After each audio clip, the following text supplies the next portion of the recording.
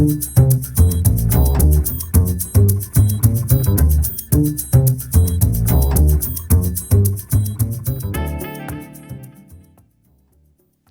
Rolf Ekéus. Thank you. So, on the 20th of March, it will be 20 years since an international coalition led by the United States and the United Kingdom invaded Iraq.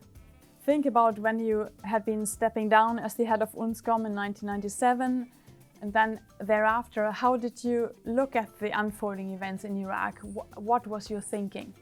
Well, there was a big suffering for Iraqi people also, with a harsh economic sanction, prohibition. Iraq is a country with lots of oil, and it was not allowed to export that stuff, and the Iraqi people were suffering clearly. And the Security Council decided to link the export of oil to the weapons. So they had decided, when they took the first decision on weapons, that when the weapons have been eliminated, sanctions should be lifted for the Iraqi people. And of course, I was suffering when I knew that we had cleaned up, and still the sanctions were not lifted, but that meant also that the Security Council broke up. So the US and the United Kingdom still insisted that Iraq had not given up its weapons, while Russia, together with France, and I would say China, was very discreet and neutral, were believing that one should not.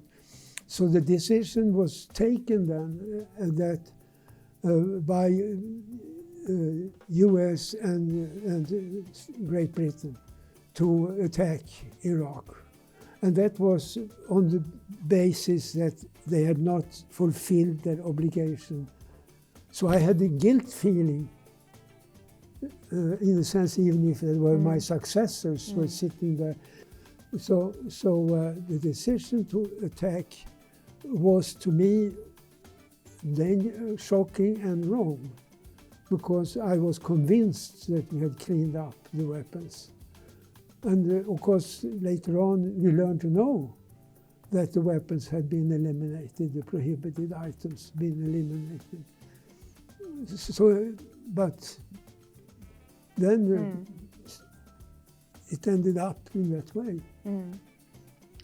And if you think looking back from today's perspective, what did we learn for handling the regimes and weapons of mass destruction today? No, of course, Iraq during Saddam was a brutal government, and their attacks on the environment, their wars with Iran and so on. Iran was not a nice actor either, but certainly it was to blame partly Iraq itself, but certainly it was unfair. Basically, it was not a fair decision. It was, and we now know that it was wrong in the sense that no weapons, prohibited items were left. What is the lesson we are still missing today when we look at that situation? Well, I think on the weapons issue, I think it is proven that it's possible to really make serious operational work. And of course, I think it has inspired the existing arrangements in chemical weapons and so on. And also on the nuclear issue.